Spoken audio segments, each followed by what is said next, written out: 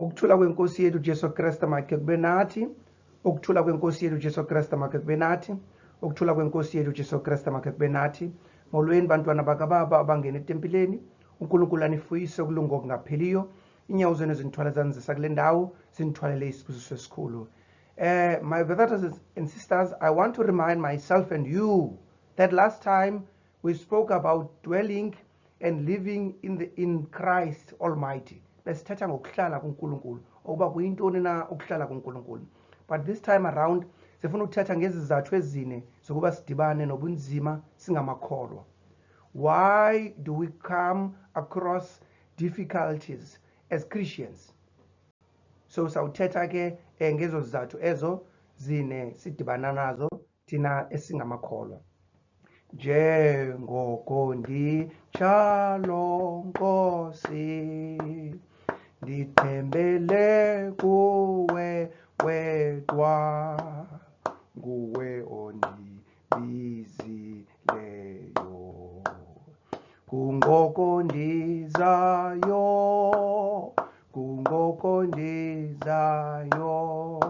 ndiphakathi kwamadabi,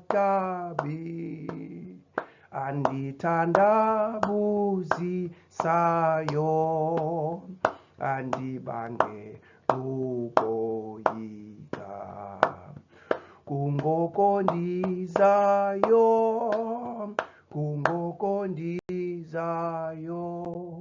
Father, Lord God, the Most High Lord, the greatest Lord, the creator of heaven and earth, God. Nkulunkulu Baba siyakumema, simema nendodana yakho Jesu, simema nomoya ingcwele. Nkulunkulu sifuna uthetha ngezizathu ezine zokuba sidibane nobunzima singamakholwa. Sivumele Nkulunkulu siwupase umyalezo wakho. Nkulunkulu Baba wami, nenhliziyo zabo ezifikelela kubo mazithambe Nkulunkulu livakale ilizwi lakho. Njengoba iBhayibheli itsho ithi umhlwayelo uyahlwayela, kodwa ke imbewu sometimes iwele emthini nameva, iwele kwindawo eqinileyo, kodwa sometimes iwele nasemhlabeni omhle. Siyacela ke Nkulunkulu sivumele le mbewu iwele kumhlaba omhle, unguThixo wena wedwa, kuJesu Kristu Nkosi yethu. Baba sisithandazile. Amen. My brothers and sisters, I want to remind myself and you that sithetha ngezizathu ezine zokuba singamakholwa sidibane nobunzima. But number one, yilena ke number one reason lesiyazi sonke ukuhlaselwa nguSathana. So one of the reasons sidibana nobunzima singamakholwa, it's because of the attacks, kuhlaselwa. Okwazi uthetha ke uthi uSathana akabaleqi abantu abangaphethanga nto kwi-vessels zabo. Ungabona uattackwa nguSathana boyazi uba kukhona into ayibonayo kuwe. Sometimes uSathana uyakwazi ukuleqa ube ungayazi wena ubukuleqelana, kanti yena uyabona ukuba ivessel yakho there's something. Sakubalisela nje if singajonga kwincwadi okumkani bokuqala pha ku chapter 19 verse 2, kukhona omnye utata ebizwa ukuba nguEliya. Ebenomnye umama ongavani naye kakhulu eIsrael obizwa ukuba nguIzebhele, unkosikazi kaAhabi. Bebengavani kakhulu, bemleqa ngandlela zonke, up and down, ubusuku nemini. Ude wathi pha kukumkani 19 ukumkani bokuqala pha 19:2 uthi thumelani lo myalezo kuEliya nemxelele nithi ukuba akaguquki abe ngomnye wabaprofeti bakaBhali, uThixo kaBhali azanduhlwaye kuzambulala. But ithi awufika loo nto kuEliya uyika kakhulu, because of this was one of the attacks. So ke njengoba sifumana ubunzima singamakholwa, it's because of the attacks. Mna ke ndiye ndithanda ukuthi ke amaxesha amaninzi xa uattackwa iposition, akuattackwa wena. Xa esikolweni uyiprincipal, xa uattackwa wena kuba ungusicelwa, kuattackwa la position yobuprincipal. Should ba wehle ustep down la position yobuprincipal, sawuphela i-attacks, sawuzophinda uattackwa. So uattackwa lento yiyo. Sometimes uyakwazi uba king, sometimes uyakwazi uba president. So xa uyi-president uzawufumana nengxaki zobu-president because uhlele esitulweni sobu-president. So uzawufumana ukuhlaselwa because of isitulo. But the minute usuka zawuphela i-attack. So I just want to say, xa uSathana esihlasela so ithatha personal, it's because of lento uyenzayo, it's because of neposition lekuyo. So i-attacks ke funeka sijongane nazo sikwazi ukuzinyamezela because of it's one of izinto ezi-identifyayo okokuba sifikile ke kwezo situlo eso. Number 2, reason why singamakholwa sidibana nobunzima it's because of ubizo olusuka kuNkulunkulu. Number 2, nokunxulumana noThixo. Make siqale ngaleyo bizo kuqala.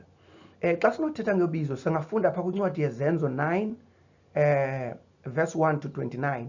Pha kwizenzo kukhona omnye utata ebebizwa ngoba nguSawule, ebethutshisa amakholwa. Naw kuba uNkulunkulu emthanda kwayefuna umbizo uSawule.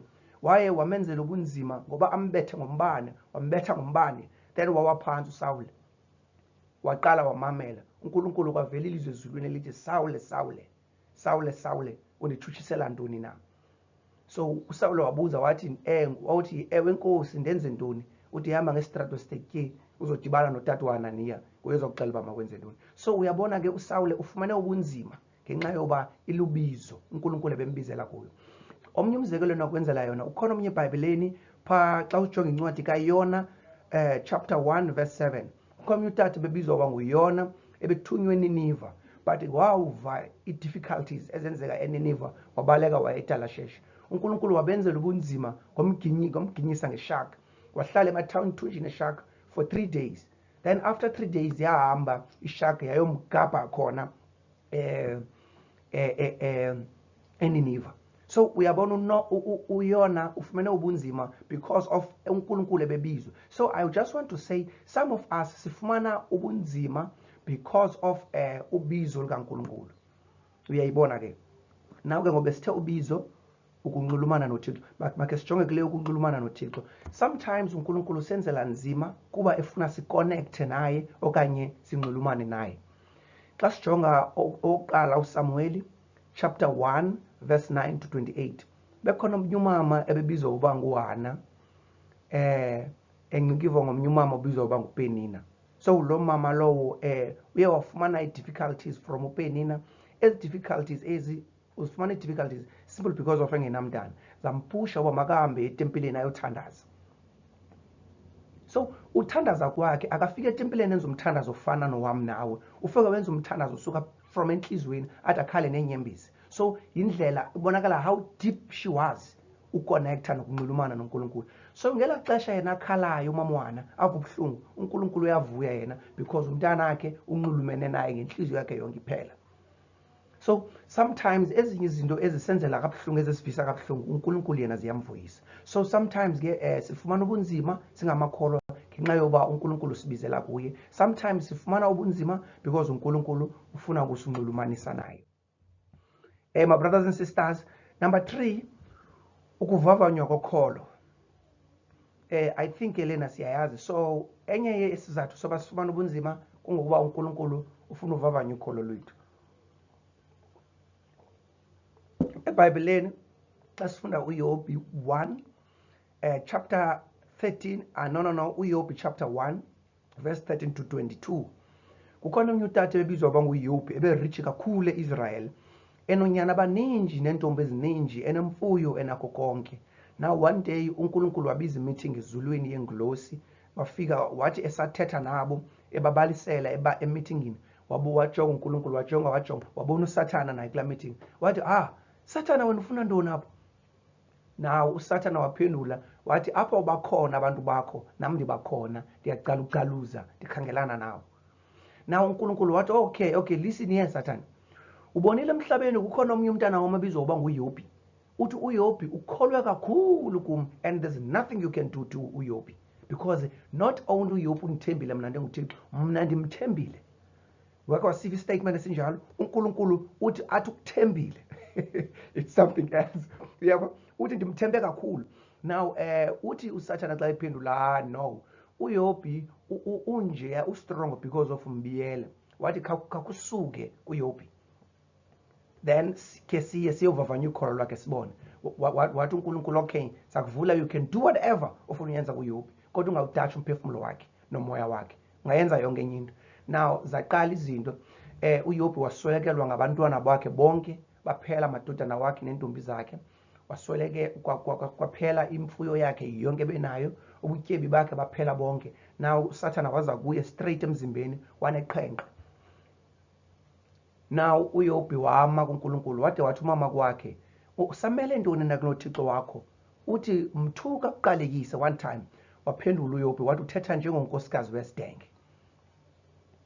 Now uYobi emveni kwexesha uSathane egqibela uvavanya ukholo lwakhe, uNkulunkulu waphinda wazibuyisela izinto zikaYobi kuye kasixhenxe kwabuyiselwa abantwana bakhe kuye, kwabuyiselwa imfuyo yakhe kuye, kwabuyiselwa nobutyebi bakhe, waphinda futhi wabuya waphila uYobi waphinda wa-right. So bakwethu ke ndiyathanda nje ukuthi sometimes siye sidibane nobunzima endleleni kanti uNkulunkulu ufuna ukuvavanya ukholo lwethu.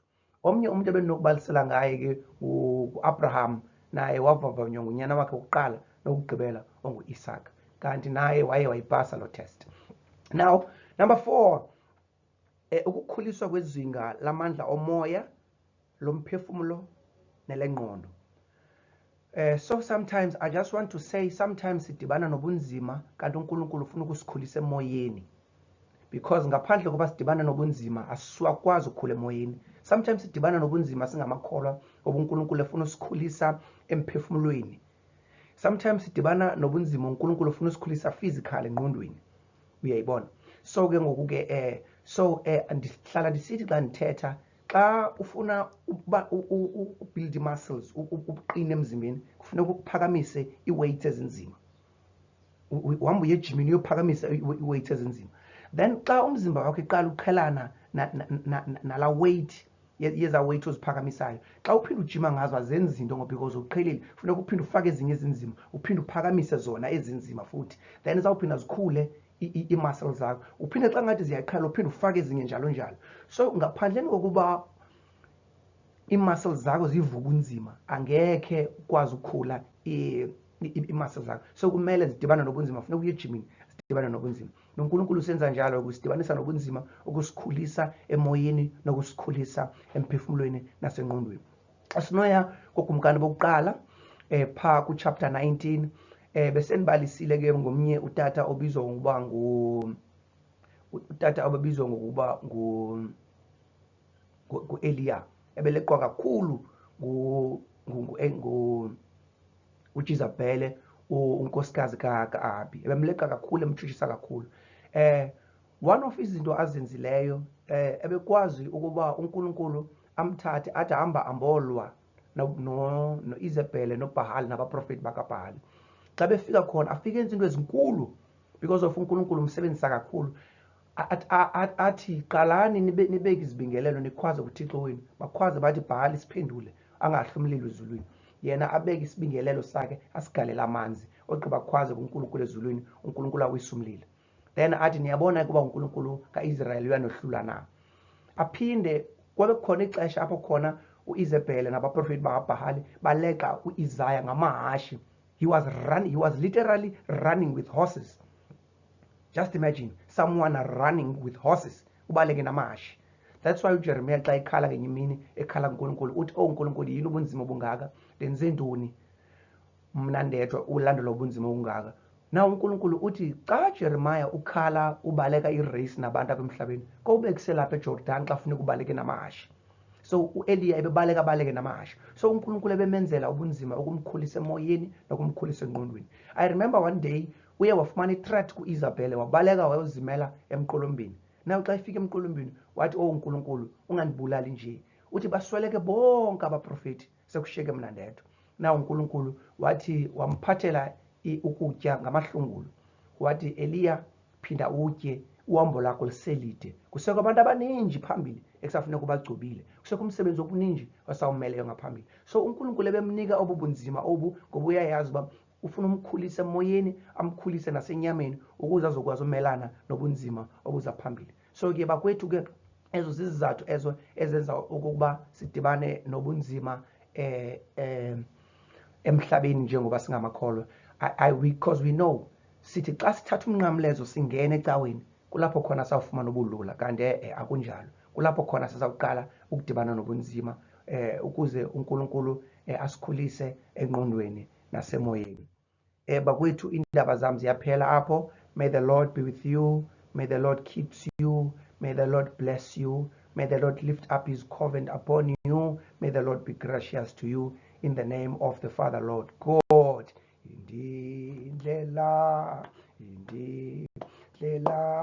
Indlela sihambayo, indlela